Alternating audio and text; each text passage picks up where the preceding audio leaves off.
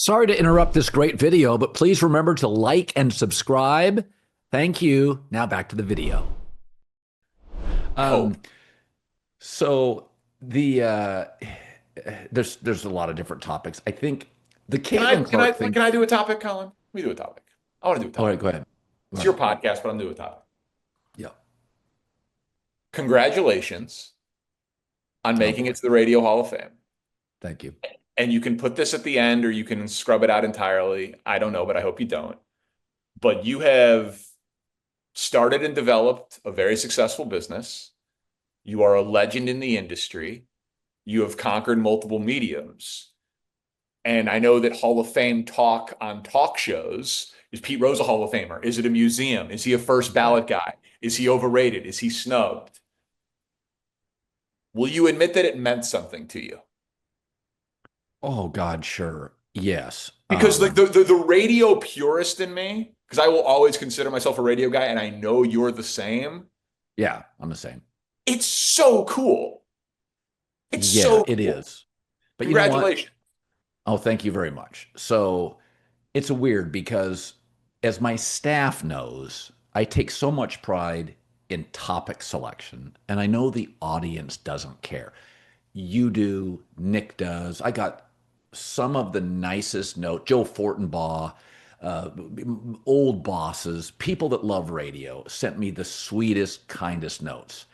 Listen, I was 7 years old, rural. My mom got me a transistor radio. This was 1972, 73. There weren't that many games on TV. ESPN wasn't a thing. And radio was my friend. I'm Yeah. rural. Like I was 8 miles from the closest friend. And I would sit in our Frank Lloyd Wright house on the second. There was a picnic table in the back patio. I'd get on it, go to the second floor. And for some reason, there was this weird vortex where all these AM radio signals came in. And I would sit there listening to baseball games. And I heard Vin Scully when I was 8 on a scratch. It was KFI or something in LA, whatever it was, and it was scratchy. I would take notes. I would write down. I would get names. Radio's always been something I love. Now, once I went to simulcast, I have to play the TV a lot. That's the reality of it. TV's bigger. Yeah. It's a huge deal. I don't get terribly emotional about stuff. I've seen everything now at this point, but my wife knows how much it means.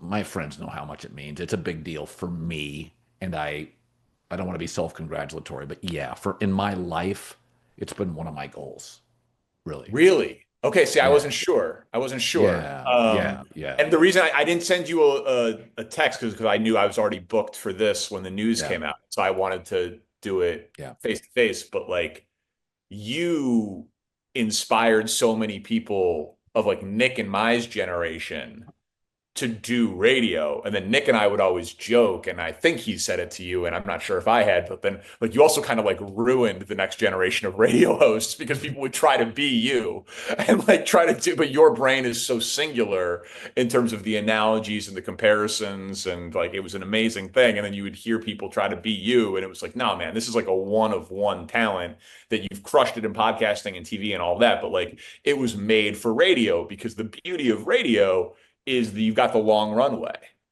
You've got the Yes, runway to tell the story, to be personable, to be vulnerable, to be circuitous if you want to talk about the fandom in LA of a LA person and then relate that to why they can be savvy with basketball but still care about start. Like it's perfect for radio. It's also perfect for podcasting. I understand how podcast has kind of replaced radio, but it's just, you really deserve it, and you I don't know how many more people in generations after you, if any, will have a big impact on the genre of radio just because it's changed.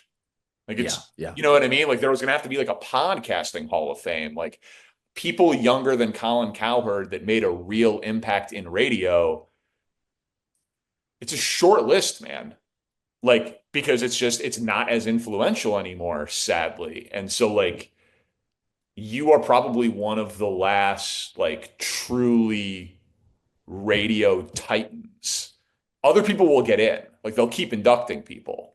But yeah. in terms of people who meant more to the medium than you, there's not gonna there will be some who meant as much or like were on your level. Because I'm just not thinking of the like Ryan Seacrest. I don't know if he's in. He meant a lot Yeah. to, right? You know what Yeah. I mean? I don't know. There's probably a few more, but like you're one of the last ones, man. Like you meant a ton to radio. So I just want to say congratulations. Well, I appreciate that. I think sometimes I've told people before, growing up divorced by myself, my sister was 5 years older. I wrote about it in my first book. I was actually lucky. I had all the things needed to tell good stories on the radio. I was by myself rurally all the time. I can remember playing, and I know I'm going on and on about this, but No, no, people love this, and we can cut it, but okay. don't.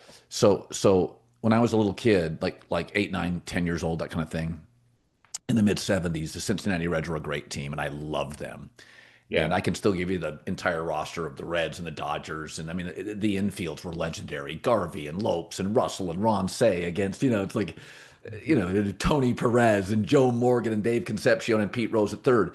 And I would do lineups and I would play wiffle ball by myself. So I would Hell throw the ball up, hit it. And I do remember there was a moment, and I wrote about this in the book, that I was obviously bored because we had these trees in right field. And I had Cesar Geronimo, who I never saw hit a home run in my mind in wiffle ball. And I remember thinking, I went and got the ball, and I didn't have the self awareness before this. I was probably 9 or 10. And I thought, man, I'm alone a lot. I'm alone a lot. And it really hit me that I was talking to myself all the time and like out loud in the yard, like just talking to myself doing the games. And so when people have ever asked me, you kind of talk to yourself a lot. And I'm like Larry King, the late Larry King once came up and he goes, "How do you talk to yourself 3 hours a day?" I said, "You should hear the other 14." I said, "Larry, this is just what I've been doing since I've been like 6 or 7 because I grew up rurally by myself. My sister was 5 years older. So, she's out of high school by the time I get into it. 14-year-old girls don't want to hang out with 9-year-old boys. yeah. Like, No, they 9-year-old don't. boys are down to hang out with 14-year-old girls. Yeah, yeah, but not the other way So, around. so a lot of the things in my life, growing up in the middle of nowhere, I think probably just manufactured this kind of odd talking to yourself personality that works. Yeah, well, no, and that makes perfect sense too. Why you've never really, I mean, obviously, J Mac and what, but like it's also why you've been a solo act. It's Yeah, hard to yeah. do. Like it's you know what I mean. Like I take a lot of pride in being able to do it. Solo radio is hard. It's a hard thing to do.